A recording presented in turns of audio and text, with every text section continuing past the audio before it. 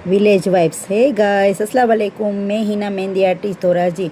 आज मैं अपनी टीम के साथ जा रही हूँ गांव में ब्राइडल मेहंदी लगाने के लिए। वो लोग हमें लेने आ गए थे। मैं और मेरी फ्रेंड मस्ती करते करते हम अपने लोकेशन पर पहुँच चुके थे और माशाल्लाह गांव इतना प्यारा था कि सड़कें भी अच्छी बनाई हुई थी और शांति भी इतनी थी। पर वहाँ पे एक मेडिकल भी नहीं था, इतना छोटा सा गाँव था।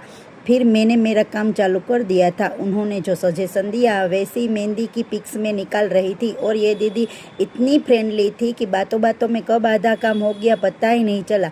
और फिर मैंने दीदी के फ़ोटो शूट किए। उनके आंगन में बहुत सारे पौधे थे तो हमने वहीं पे शूट किया था। फिर दोपहर को हमने खाना खाया और गांव का शुद्ध देसी खाना था। हमने तो खूब इंजॉय किया। ये लोग इतने अच्छे थे, घर से थे लेकिन सबने साथ बैठकर खाना खाया। कोई जातिवाद नहीं था, इतने अच्छे थे, जितना बोलूँ उतना कम है। और रात को छोड़ने भी आए थे। अब उनका रिव्यू लेते हैं, उनको मेहंदी कैसी लगी।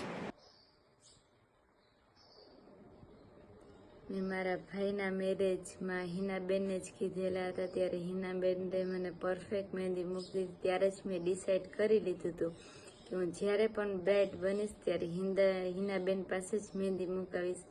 હિનાબેને મને જેવી જોતી તેવી પરફેક્ટ મહેંદી મૂકી દીધી છે, સેમ ટુ સેમ મૂકી દીધી છે। થેન્ક યુ સો મચ હિનાબેન, મને આવી મહેંદી મૂકવા માટે। થેન્ક યુ સો મચ હિનાબેન અને એની ટીમ। चलिए गाइस, आपको ये मेहंदी कैसी लगी लाइक कमेंट और शेयर करना। खुदा हाफिज़ गाइस, दुआ में याद।